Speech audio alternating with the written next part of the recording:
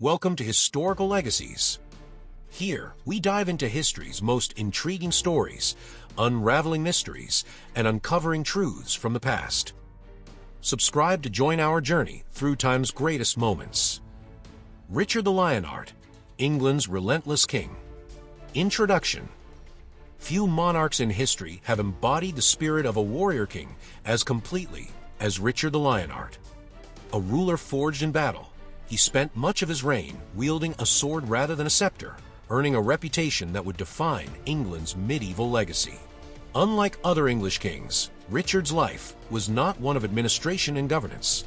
It was one of relentless warfare, grand ambitions, and an unyielding pursuit of glory. From his early years in the turbulent Angevin Empire to his daring exploits in the Third Crusade, Richard was more than just a king.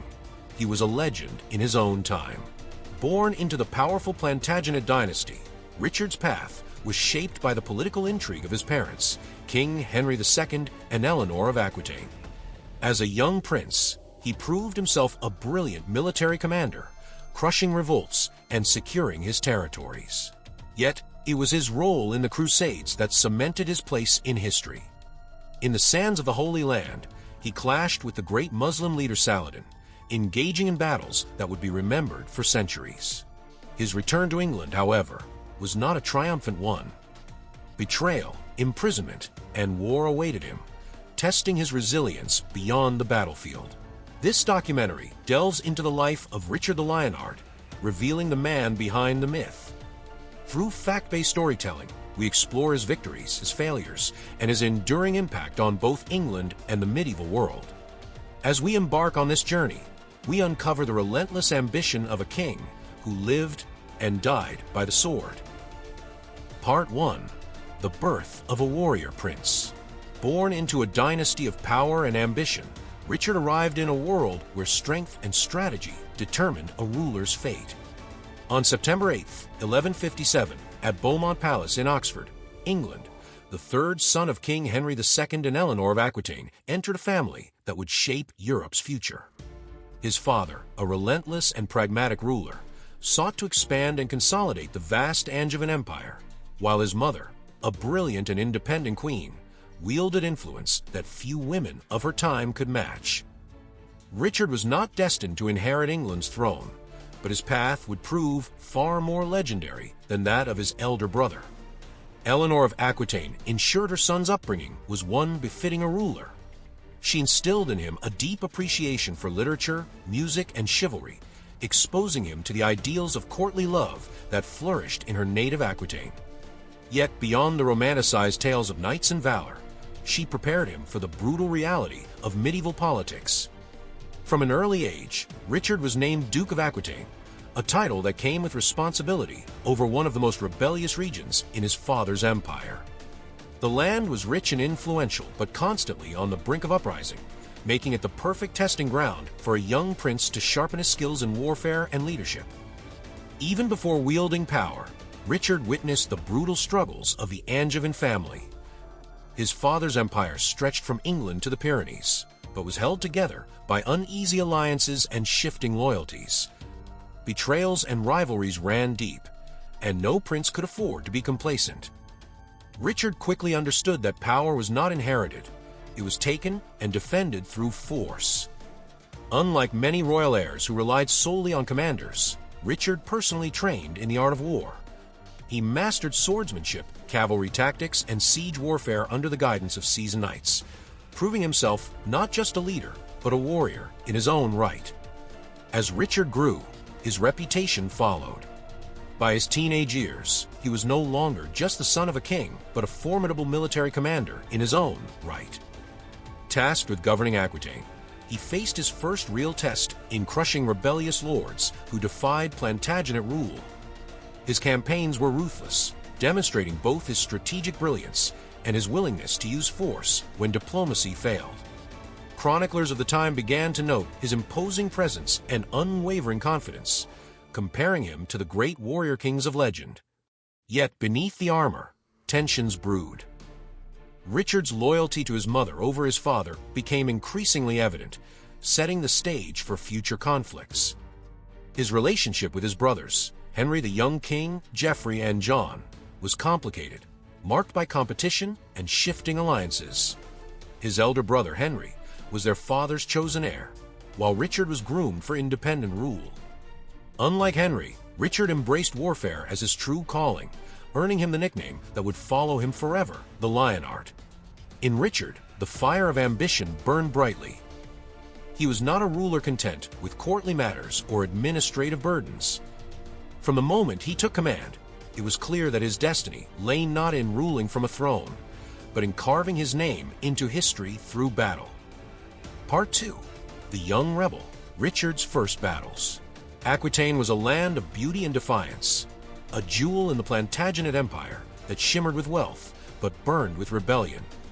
It was here, in the heart of southern France, that Richard would first forge his reputation as a warrior and a ruler.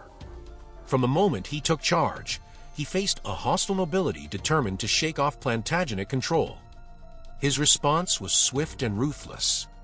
The young prince, still in his teens, marched against rebellious lords, proving that he would rule not through diplomacy, but through fire and steel.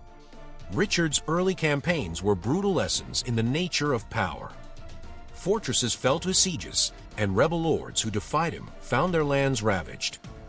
He did not merely command from behind the lines. He led from the front, his sword carving a reputation that would soon spread beyond Aquitaine. Unlike many noble commanders, Richard did not hide behind his titles. He was a warrior first, earning the respect of his men and the fear of his enemies. His victories were swift and decisive, but his ferocity also earned him bitter enemies among the Aquitanian lords.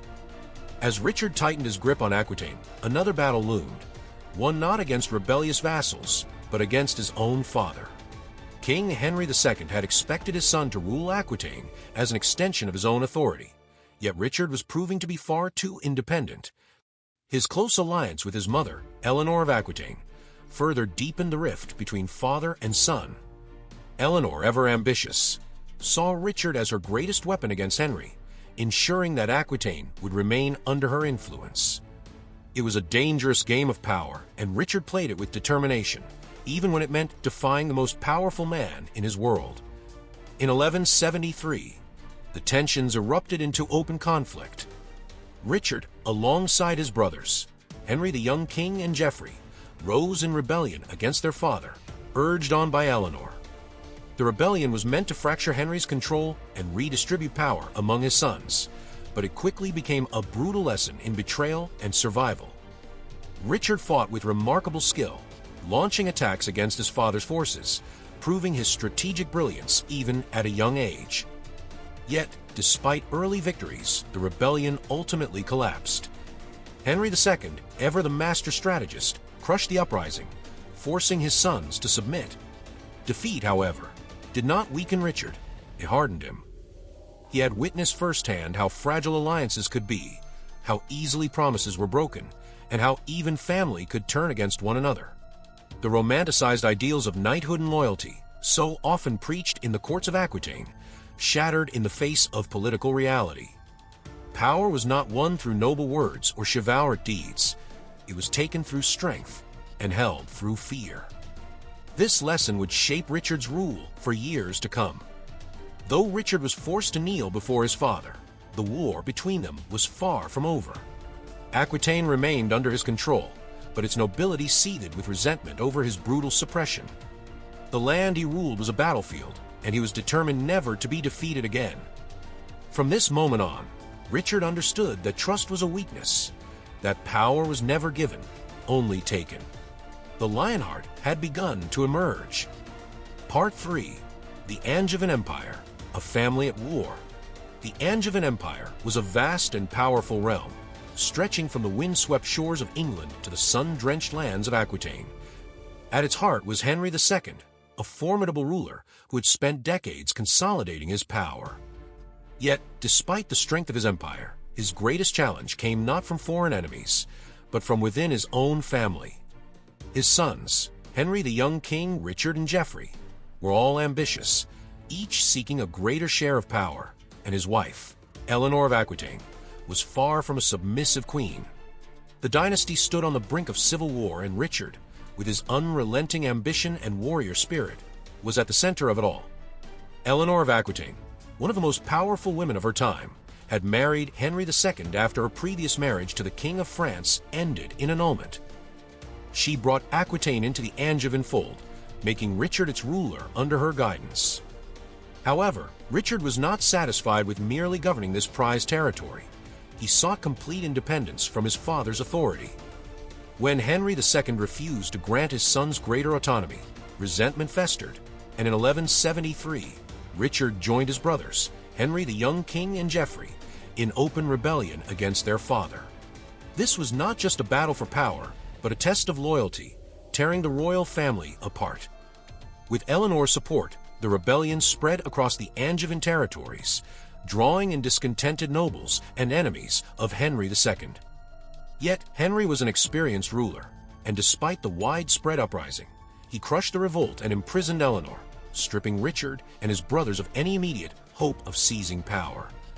Richard, now without his mother's protection, was forced to submit to his father's authority, but the scars of betrayal did not fade. Henry the young king, the designated heir, died unexpectedly in 1183, shifting the balance of power.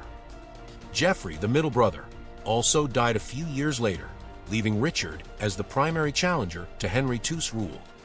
The rivalry between father and son escalated, with Henry growing increasingly wary of Richard's ambitions. Richard's growing alliance with Philip II of France became a direct threat to Henry's control over the empire. While John, Henry's youngest and most favored son, remained in the shadows, Richard solidified his claim as the true heir through sheer military prowess. His rule over Aquitaine had been marked by relentless warfare. He crushed rebellious lords with ruthless efficiency, earning both fear and admiration. Unlike his father, who relied on diplomacy and manipulation, Richard saw power as something to be taken with the sword. By the late 1180s, the empire was crumbling under the weight of internal strife. Henry II, now weakened and exhausted from years of conflict, found himself unable to contain Richard's growing influence. In 1189, after years of bitter struggle, Richard, with Philip II's backing, launched a final rebellion against his father. Defeated and humiliated, Henry II was forced to acknowledge Richard as his rightful successor. Just 2 days after surrendering, Henry died, leaving his rebellious son to inherit the crown. The conflict that had once threatened to shatter the Angevin Empire had instead placed Richard at its helm. As Richard ascended, his thoughts turned not only to ruling, but to a far greater ambition, the Crusades. The struggles of the past had hardened him, shaping him into a warrior king who saw his reign as a divine mission. His next challenge was not just securing power at home, but leading a holy war that would define his legacy. Part 4. Richard's Rise. Securing his legacy. On September 3, 1189, Westminster Abbey stood bathed in candlelight, its towering walls echoing with the chants of priests and the murmurs of nobles. Richard, clad in golden robes, knelt before the archbishop, the weight of the crown pressing upon him as England's new ruler. Yet unlike his predecessors, Richard saw kingship not as a duty to govern, but as a means to fulfill a divine mission, war in the Holy Land. His coronation was not the beginning of a reign focused on England, but the first step toward an ambition far greater. Even before he had taken the throne, Richard's mind was fixed on the Third Crusade. The fall of Jerusalem to Saladin in 1187 had sent shockwaves through Christendom, and the papal call for a new campaign had ignited the warrior spirit within him. He had been raised on tales of chivalry and conquest, and now, as king, he had the power to turn those legends into reality. His first priority was not strengthening his kingdom, but preparing for war. To fund his crusade, Richard drained England's treasury with ruthless efficiency. He imposed the Saladin tithe, a heavy tax levied on his subjects to finance the campaign. Royal lands, titles, and offices were sold to the highest bidder, including those once fiercely guarded by the crown. "I would have sold London itself if I could find a buyer," Richard reportedly remarked, a testament to his single-minded determination. His disregard for domestic rule became evident. He saw England as a resource, not a realm to govern. Yet securing his throne before departing was essential. Scotland, a traditional rival, had been subjugated under Henry II, but William the Lion still harbored ambitions. Rather than wage war, Richard chose pragmatism, offering William full independence in exchange for loyalty and a hefty sum. Similarly, he quelled unrest in Wales, ensuring that no immediate threats would arise while he was away. His focus remained on one goal, ensuring his absence would not endanger his ambitions. Richard knew he could not rule from the battlefield. Instead of governing directly, he entrusted England's administration to a carefully chosen council. William Longchamp, a loyal chancellor, was granted sweeping powers, while Eleanor of Aquitaine, Richard's formidable mother, played a critical role in maintaining order. However, one figure loomed in the background: John, Richard's younger brother. Consumed by jealousy and ambition, John felt slighted, believing he deserved a more prominent role in governance. Though outwardly loyal, his resentment simmered, a warning of future betrayal. Beyond England, Richard secured an uneasy alliance with Philip II of France. Their history was fraught with rivalry, yet both knew they needed each other for the Crusade. In 1190, their forces gathered, ready to embark on the long journey east. The call of the Holy Land drowned out all else. Richard had spent years preparing for this moment, and now, the time had come. With his realm secured, his army assembled, and his ambitions set, Richard bid farewell to England. He would not see it again for 5 years. As his fleet sailed across the horizon, he left behind a kingdom ruled in his name, but not in his hands. His true battlefield lay ahead, in a land of scorching sands, legendary foes, and a war that would define his legacy. Part 5. The Crown and the Cross, Ascending to the Throne. In the spring of 1190, the banners of England and France fluttered in the coastal winds as Richard I and Philip II of France set sail for the Holy Land. Their alliance was uneasy, held together by mutual necessity rather than trust. The Third Crusade was a war of faith, but for Richard, it was also a test of his military genius and a chance to cement his place in history. Before he could even set foot in the Holy Land, however, his journey would be fraught with peril, political intrigue, and conquest. The fleet first made landfall in Sicily in September 1190. The island was in turmoil after the death of King William II, and Richard found himself entangled in the region's disputes. Joan of England, Richard's sister, had been married to William, but upon his death, she was imprisoned by the new ruler, Tancred of Lecce. Outraged, Richard demanded her release and compensation. When diplomacy failed, he resorted to force, leading his men in a swift and brutal attack on Messina. Within days, he had seized the city, forcing Tancred to submit. The Treaty of Messina was signed, securing Joan's freedom and a hefty sum of gold to fund Richard's campaign. This show of strength was a stark reminder of Richard's determination. He would not be denied his objectives. Tensions with Philip II flared during the Sicilian episode. The French king resented Richard's growing dominance and feared being overshadowed. Their fragile alliance cracked further when Richard broke off his engagement to Philip's sister, Alice. Instead, he chose to wed Berengaria of Navarre, a politically advantageous union that strengthened ties with the Kingdom of Navarre. The wedding took place in Cyprus, but was a marriage of convenience rather than love. Berengaria would never set foot in England, and Richard's focus remained on his military ambitions. The conquest of Cyprus was one of Richard's most decisive moves. Upon arriving on the island in 1191, he found the ruler, Isaac Comnenos, hostile to the Crusaders. When Isaac refused to aid them, Richard launched an unexpected assault, overwhelming the island's defenses with astonishing speed. Within days, Cyprus was his. This victory gave Richard a crucial stronghold, a source of supplies, reinforcements, and treasure. He swiftly sold the island to the Knights Templar, using the funds to bolster his war chest. It was yet another demonstration of his ability to turn every situation to his advantage. Finally, in June 1191, Richard arrived in the Holy Land. His reputation as a warrior had preceded him, and the Crusader forces eagerly awaited his arrival.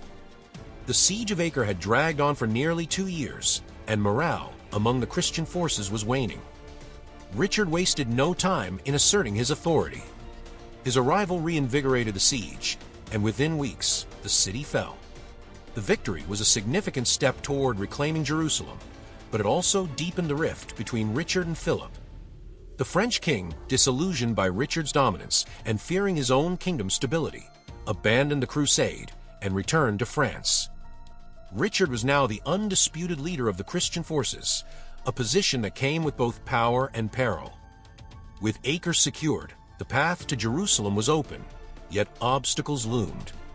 Richard's greatest test was still ahead, facing the legendary Saladin in a war that would shape both their legacies.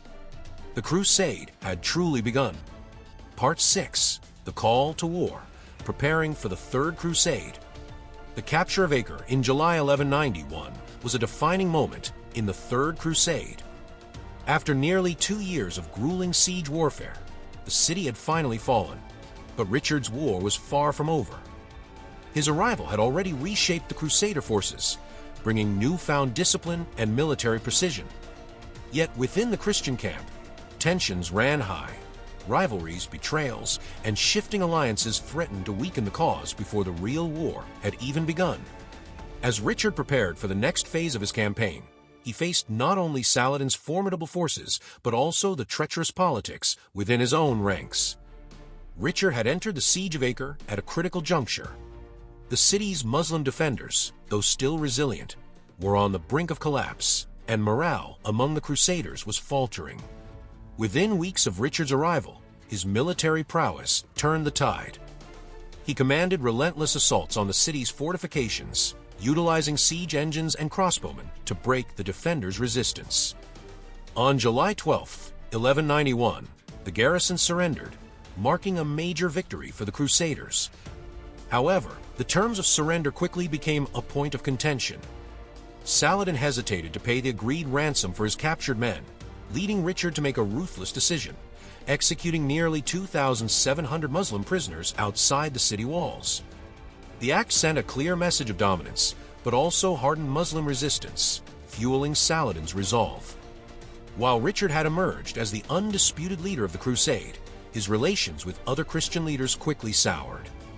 Leopold V of Austria, feeling slighted after his banner was removed from Acre's walls, abandoned the campaign in anger. Conrad of Montferrat, a key claimant to the throne of Jerusalem, openly challenged Richard's authority, deepening the divisions among the Crusaders. Even Philip II of France, weary of Richard's growing influence and worried about his own kingdom, departed soon after Acre's fall, leaving Richard to lead the campaign alone. Despite these political struggles, Richard's focus remained on his ultimate goal, Jerusalem. Before marching south, Richard reorganized his forces, ensuring they were well supplied and strategically prepared for battle. He emphasized mobility and discipline, making his army more adaptable to the harsh terrain of the Levant. His leadership was soon put to the test as Saladin's forces harassed the Crusaders at every turn, using swift cavalry raids to disrupt their advance. Richard countered these attacks with brilliant tactical maneuvers, maintaining a tight defensive formation while continuing the march. His ability to anticipate Saladin's strategies would prove essential in the battles to come. Yet, as his army pushed forward, Richard himself faced an unexpected challenge: his own health. The relentless heat, combined with the rigors of war, took a severe toll on him. He fell gravely ill, suffering from what many believed to be scurvy or typhoid. At times, he was too weak to ride, yet he refused to relinquish command, leading from a litter carried by his men. His determination only added to his legendary status, inspiring his troops to press forward despite the difficulties. By August 1191, Richard and his forces neared the coastal plains of Arsuf, where Saladin planned to strike. The upcoming battle would be a defining moment of the crusade, a confrontation that would test both commanders to their limits. Richard's tactical brilliance would soon be put on full display as he prepared to meet Saladin in open battle. Part 7. The Lion in the Holy Land, Early Victories. Richard's army marched south from Acre, following the coastline toward Jaffa. The strategy was deliberate, keeping their supply lines secured by the Crusader fleet while avoiding deep inland movements that would leave them vulnerable to Saladin's ambushes. But Saladin, ever the master tactician, had no intention of letting the Crusaders advance unchallenged. His forces constantly harassed Richard's men, striking quickly before retreating into the hills. They burned crops, poisoned wells, and sent waves of light cavalry to test the Crusaders' discipline.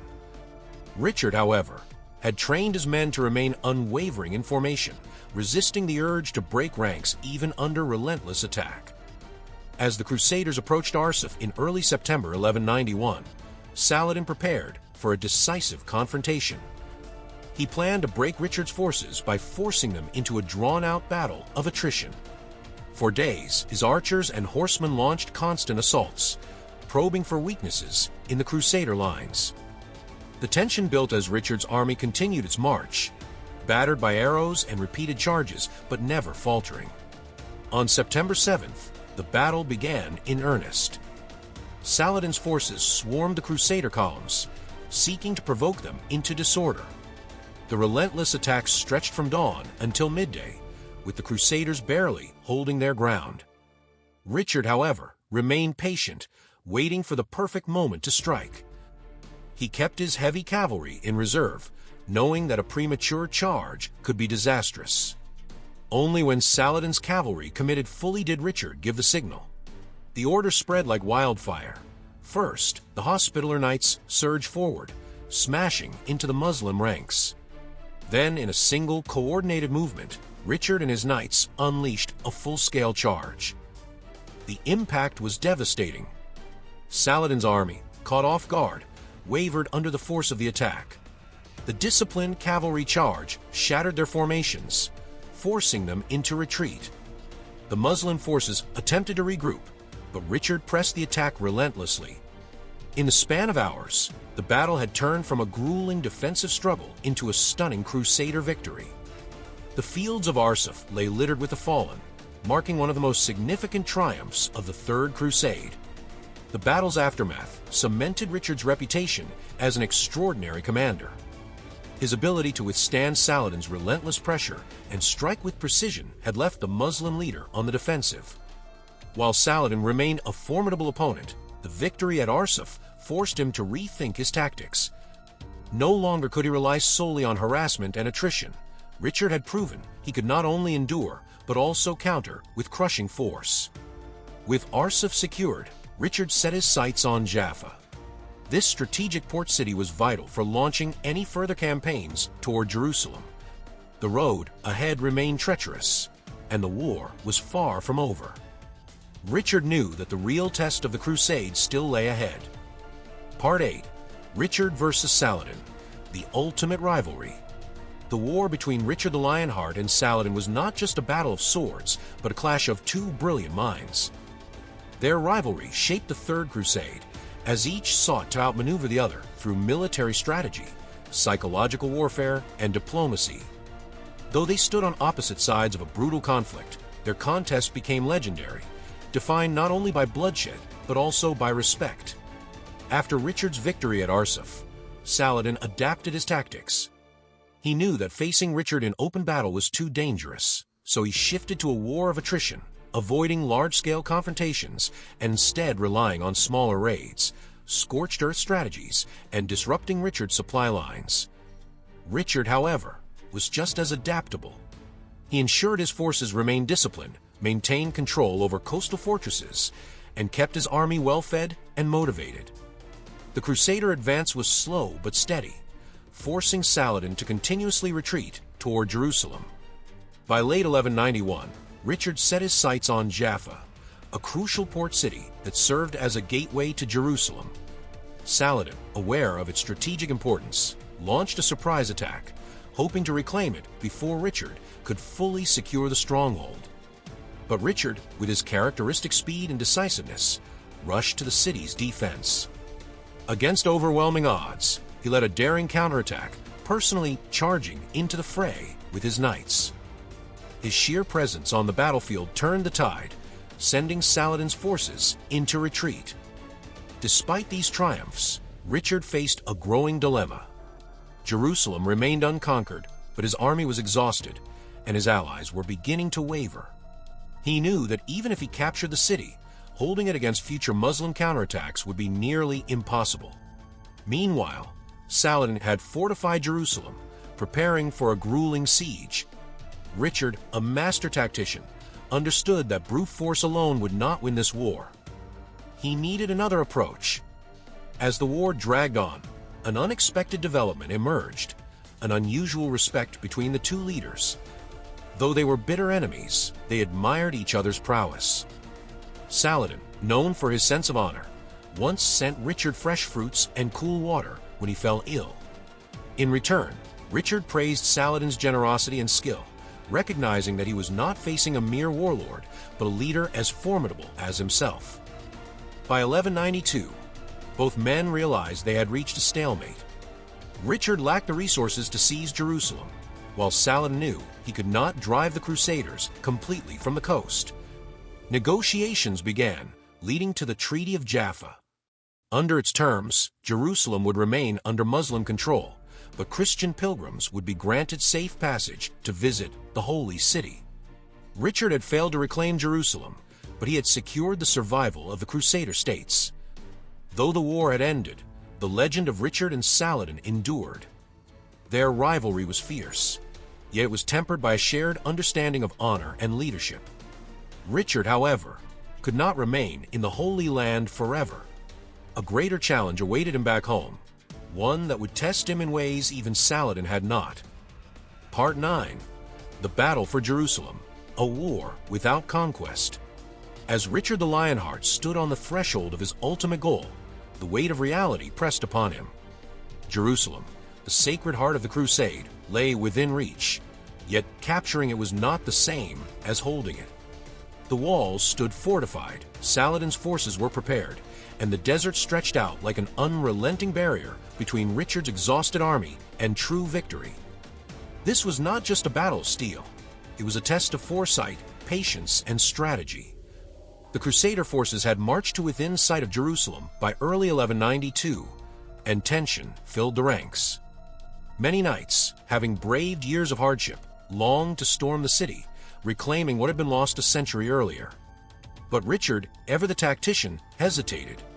The city's defenses had been reinforced, and the supply lines needed to sustain a siege were fragile at best. Even if Jerusalem fell, the question remained: how could the Crusaders possibly hold it against the inevitable Muslim counterattack? The failure of previous crusades had proven that capturing the city was only half the battle. Among Richard's closest commanders, a heated debate erupted. Some urged immediate assault, believing divine favor would grant them victory. Others, including the seasoned Templar and Hospitaller leaders, sided with Richard, recognizing that a reckless siege could destroy their campaign entirely. Disease and starvation already plagued the Crusader ranks, and morale hung by a thread. The decision weighed heavily on Richard, for he was a warrior at heart, yet he could not afford to let passion override reason. Meanwhile, Saladin observed his enemy with careful calculation.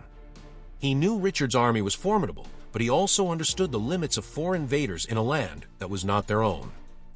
He ensured that Jerusalem remained well-provisioned and that no weakness could be exploited. His tactics were not just military, they were psychological. Saladin's forces harassed Crusader supply lines, striking swiftly before vanishing into the desert, forcing Richard into a war of attrition rather than direct confrontation. Ultimately, after weeks of deliberation, Richard made his choice. The attack would not come. The army, though strong, could not sustain itself in a prolonged siege, and Richard had no reinforcements coming from Europe. The risk of a disastrous failure far outweighed the possibility of temporary victory. With a heavy heart, he ordered his forces to withdraw from the outskirts of Jerusalem. Many Crusaders were devastated by the decision, feeling as though they had failed in their sacred duty. Some wept in frustration, gazing at the city they had journeyed so far to reclaim but would never enter. Yet Richard had not abandoned the war entirely. Instead, he shifted his focus to securing the coastal strongholds, ensuring that the Christian presence in the Holy Land would endure. He launched a final offensive to strengthen Crusader control over Jaffa and other key cities, preventing Saladin from eliminating their foothold entirely. Despite never stepping foot inside Jerusalem, Richard's campaign had not been in vain. His military brilliance had preserved what remained of the Crusader states, and his victories against Saladin earned him a fearsome reputation even among his enemies. Saladin, though relieved that Jerusalem remained in Muslim hands, respected Richard's wisdom in making a pragmatic decision rather than chasing an impossible dream. With a war at a standstill, negotiations began between the two legendary leaders. Their conflict had been fierce, but now they sought an agreement that could bring a semblance of peace to the war-torn land. The Treaty of Jaffa, signed later that year, would solidify the next chapter in Richard's journey. But his battle was far from over. A far greater danger awaited him, not in the Holy Land, but on the road back home. Part 10. A Dangerous Journey Home. The Captive King. As the dust settled on the Holy Land, Richard the Lionheart turned his gaze westward. The Treaty of Jaffa had secured Christian access to Jerusalem, but his kingdom was now under threat. He had been absent for years, and enemies both within and outside England sought to weaken his hold on power. The journey home, however, would prove far more perilous than any battle he had fought on the Crusades. Richard knew that returning through France was impossible. King Philip II, once his ally, had turned against him, eager to claim Angevin lands in Richard's absence. His younger brother John had also been scheming, attempting to seize the English throne for himself.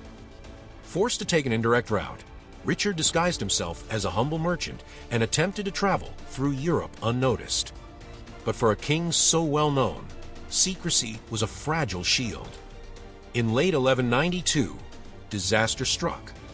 Near Vienna, Richard was recognized at an inn when his lavish clothing and refined mannerisms betrayed his identity. Word quickly spread, and Duke Leopold V of Austria seized the opportunity. Leopold had not forgotten the insult Richard had dealt him during the Crusades, when Richard had ordered the Austrian banner removed from the walls of Acre. Now, he had his revenge. Richard, the warrior king, was taken captive. But Leopold did not keep Richard for long. Instead, he delivered him to the Holy Roman Emperor Henry VI, who saw the captured king as a means to consolidate power and wealth. Richard was imprisoned in Germany, held under heavy guard while his fate was decided. The news of his capture sent shockwaves through Europe. England, leaderless and vulnerable, faced a crisis. Philip II wasted no time in exploiting the situation, invading Richard's lands in France, while John made a secret offer to Henry VI. If the emperor kept Richard imprisoned indefinitely, John would pay him for his loyalty. Yet, across the Channel, one figure refused to let Richard's captivity become permanent. Eleanor of Aquitaine, Richard's indomitable mother, launched a relentless campaign to raise the ransom demanded by Henry VI.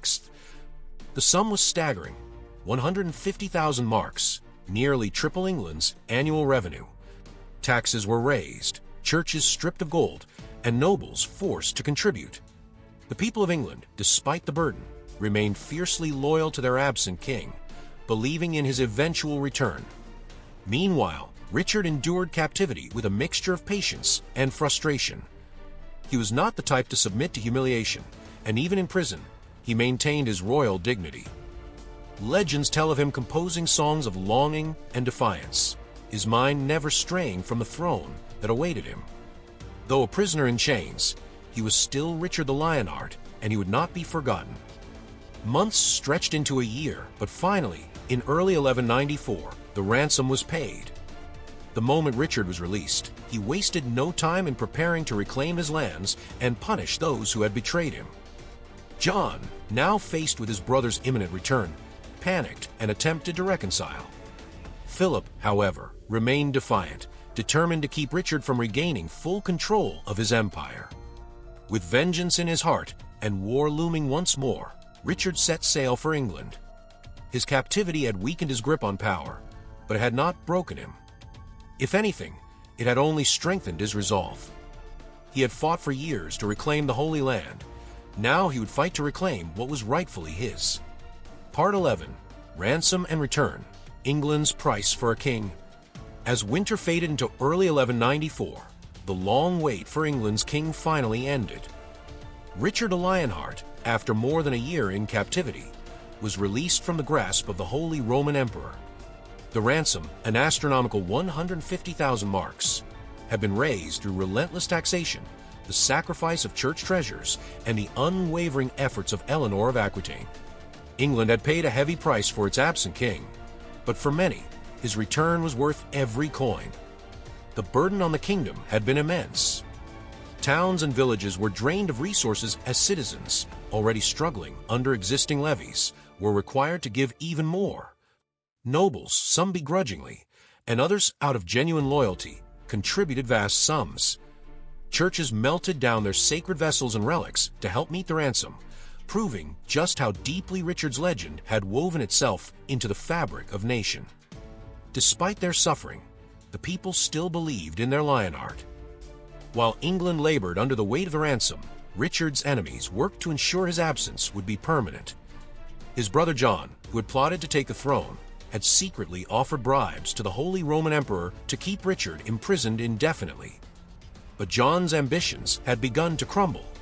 Philip II of France, once John's ally in treachery, had taken advantage of Richard's captivity by seizing large portions of the Angevin lands in France.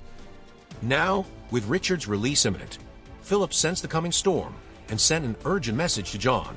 Look to yourself. The devil is loose. The moment Richard stepped onto English soil, he wasted no time in reasserting his dominance. His return was met with joyous celebrations from those who had remained loyal, but there were scores to settle. John, realizing that his schemes had failed, rushed to throw himself at his brother's mercy.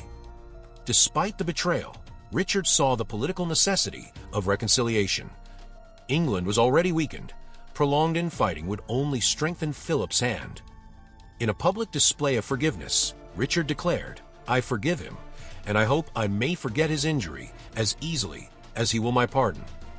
But the punishment came in other ways. John's lands and titles were stripped, his influence reduced to nothing. Yet Richard had little interest in remaining in England. His kingdom, though shaken, was secure. The real threat lay across the Channel, where Philip had carved away pieces of Richard's empire. Within a month of his return, Richard set sail for Normandy, prepared to reclaim what had been lost. His presence alone was enough to rally his forces, for the Lionheart was not a king to accept defeat. England had paid dearly to see its king return, but peace would not be the reward. The moment Richard was free, the war for his legacy truly began. With John subdued, England stabilized, and his ransom finally behind him, Richard turned his full focus toward a new battlefield. France awaited, and so did the final chapter of his reign. Part 12. Final Wars. Richard's Battles in France.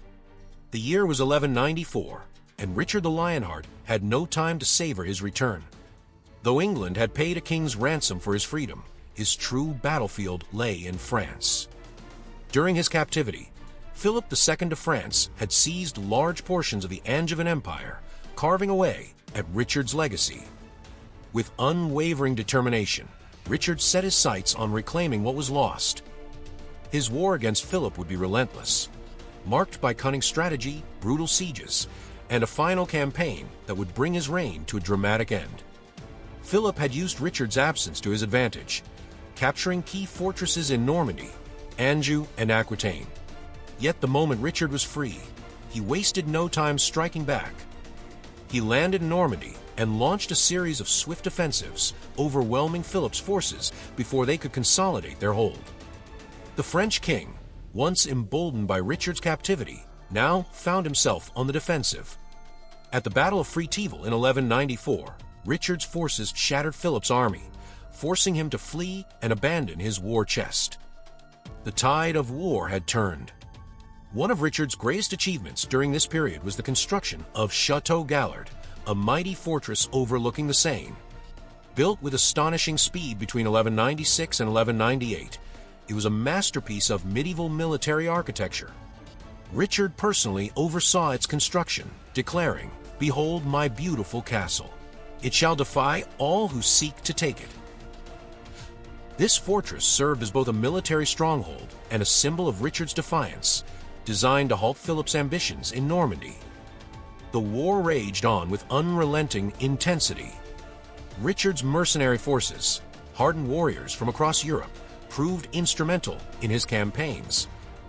He recaptured key towns and fortresses, including Geysers, where he famously declared, "We shall not give way to the French, not even by a foot's breadth." The conflict became one of maneuver and siege, with Richard employing brilliant tactics to outflank and corner Philip's forces. Despite Philip's repeated attempts to strike back, Richard remained victorious on almost every front. But war was not Richard's only concern. Across his lands, rebellious vassals tested his authority, emboldened by years of turmoil. One such defiance came from the Viscount of Limoges, who had refused to turn over a treasure hoard discovered within his lands. Richard, never one to tolerate disobedience, marched south to quell the defiance personally. His campaigns in France had solidified his reputation as a warrior without equal, but fate had begun weaving its final thread. In early 1199, Richard laid siege to the small but defiant castle of Caille-Chabrol. The stronghold was insignificant compared to the great cities he had conquered, yet he was determined to crush this act of defiance. The besieged defenders resisted fiercely, knowing the king himself was at their gates. As Richard surveyed the battlefield without his usual armor, a crossbow bolt fired from the castle walls found its mark. The wound would seem minor at first, but it would mark the beginning of the end. Richard had spent his life fighting against his family, against Saladin, and against Philip, but no enemy had ever come as close to ending his reign as the unknown crossbowman within Caylus. As his men carried him away from the battlefield, few realized they were witnessing the fall of a legend. The Lionheart's war was almost over, but his final battle had yet to be fought. Part 13. The Death of a Lion, a Fatal Arrow. The mighty Lionheart, who had fought countless battles across Europe and the Holy Land, met his end not on a grand battlefield, but outside the modest walls of Caille-Chabrol. The crossbow bolt that struck him had seemed inconsequential at first, a minor wound that a warrior like Richard had endured many times before. But fate had other plans. As Richard sat atop his horse, surveying the castle's defenses, a defender on the walls, perhaps a boy, perhaps an experienced soldier, loosed an arrow that found its mark. The bolt struck Richard just below the left shoulder or in the chest. Accounts vary, but what is certain is that it embedded itself deep into his flesh. At first, the king waved off concern, continuing to direct his men in the siege. The fortress soon fell, and Richard, ever the warrior, personally ensured that the defenders were captured. Among them was the crossbowman responsible for the fateful shot. Richard's men carried him into his tent, where the wound was examined. In attempt to remove the bolt, a surgeon cut into the flesh, but the process only worsened the injury. Within days, infection set in, spreading through his body. Fever gripped him, and his strength, once legendary, began to wane.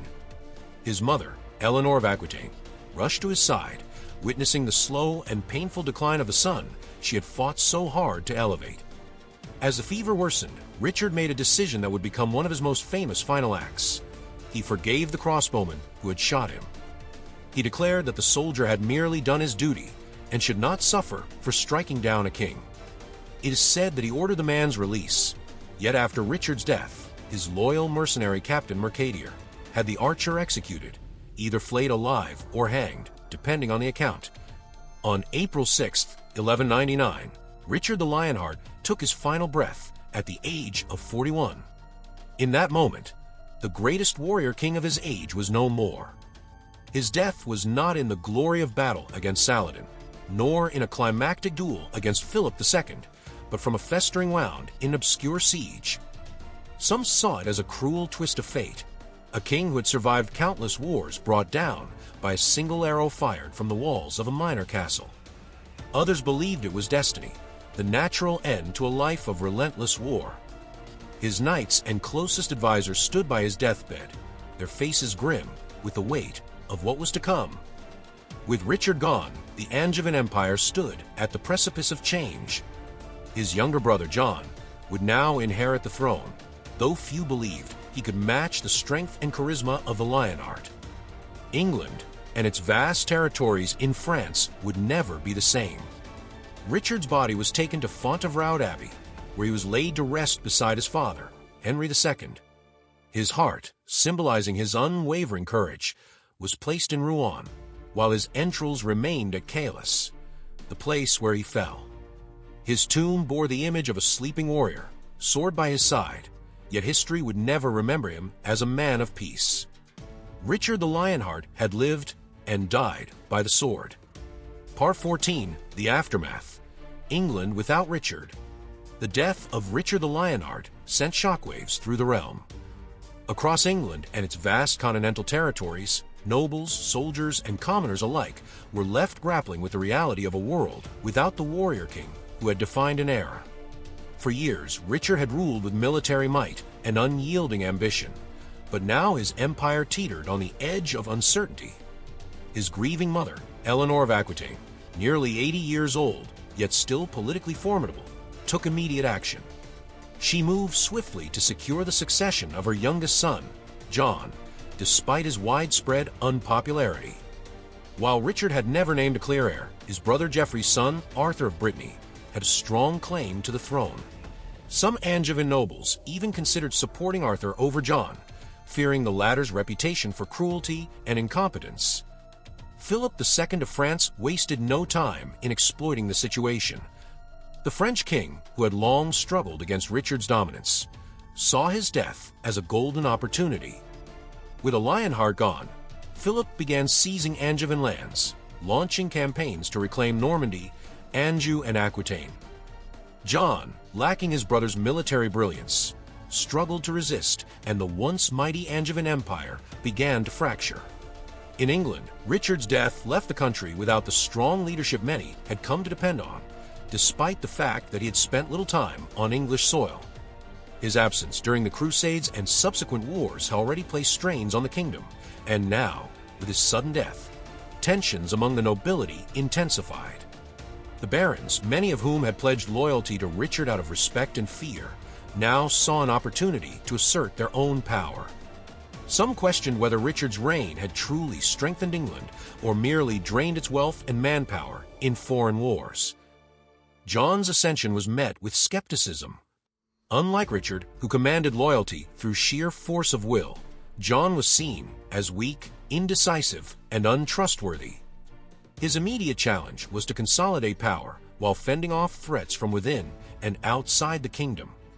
The looming specter of rebellion haunted his rule from the start, as barons, wary of his leadership, began forging alliances against him. Meanwhile, Richard's closest allies and generals faced difficult choices. Some, like the mercenary Captain Mercadier, remained loyal to the Angevin cause, while others sought service under rival rulers. The shifting tides of allegiance created an environment of uncertainty, as once loyal vassals considered betraying John in favor of Philip II or Arthur of Brittany. The Church also played a role in shaping the narrative of Richard's death. Some clergy viewed his passing as divine judgment for his relentless wars and brutal campaigns, while others honored him as a warrior of Christ who had fought to reclaim the Holy Land. In Normandy and Anjou, peasants and merchants alike felt the instability growing, fearing what the future held without their iron-fisted ruler. Despite the chaos, Richard's legacy loomed large. His heart was enshrined in Rouen, symbolizing his devotion to Normandy, while his body rested beside his father at Fontevraud Abbey. His entrails, left at Caylis, marked the place of his final battle. Even in death, he remained divided between the lands he had fought so hard to control. As the Angevin Empire began to splinter under John's rule, England stood at a crossroads.